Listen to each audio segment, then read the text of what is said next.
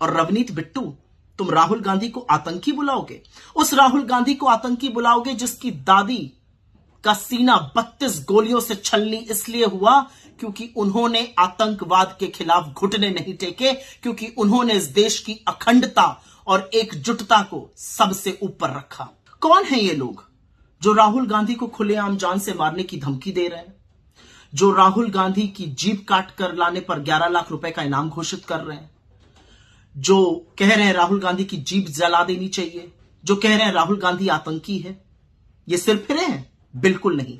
ये बीजेपी के एमएलए हैं, बीजेपी के सांसद हैं, बीजेपी के मंत्री हैं, और ये सारी बातें नरेंद्र मोदी की शह पर कही जा रही हैं।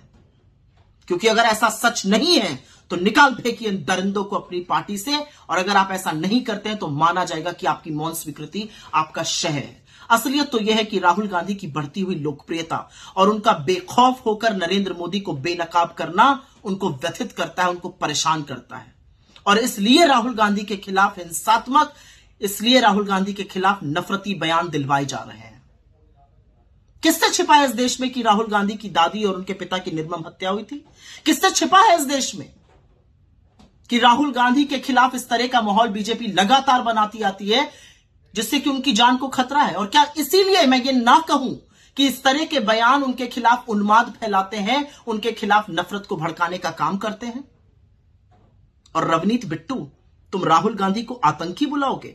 उस राहुल गांधी को आतंकी बुलाओगे जिसकी दादी का सीना 32 गोलियों से छलनी इसलिए हुआ क्योंकि उन्होंने आतंकवाद के खिलाफ घुटने नहीं टेके, क्योंकि उन्होंने इस देश की अखंडता और एकजुटता को सबसे ऊपर रखा।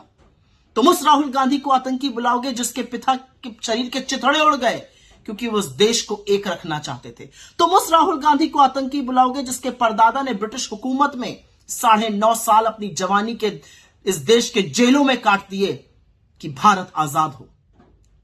तुम उस राहुल गांधी को आतंकी बुलाओगे जिस राहुल गांधी ने कन्याकुमारी से कश्मीर इस देश के पैदल नाप दी, और तुम उस भारत जोड़ो यात्रा में शामिल थे, जो मणिपुर से मुंबई की यात्रा करता है कि यह देश जुड़ा रहे।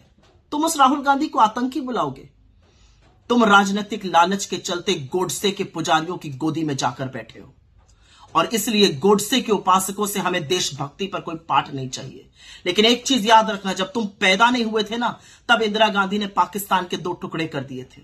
जब तुम पैदा नहीं हुए थे ना, तब से कांग्रेस उन सब लोगों की मुखालफत करती है जो इस देश के खिलाफ काम करते हैं, जो इस देश के खिलाफ आवाज उठाते हैं। इस देश विरोधी ताकतों को हर बार सबक सिखाने का काम कांग्रेस पार्टी ने किया है, अपनी जान का बलिदान देकर किया है। तो चुपचाप कोने में बैठो और माफी मांगो।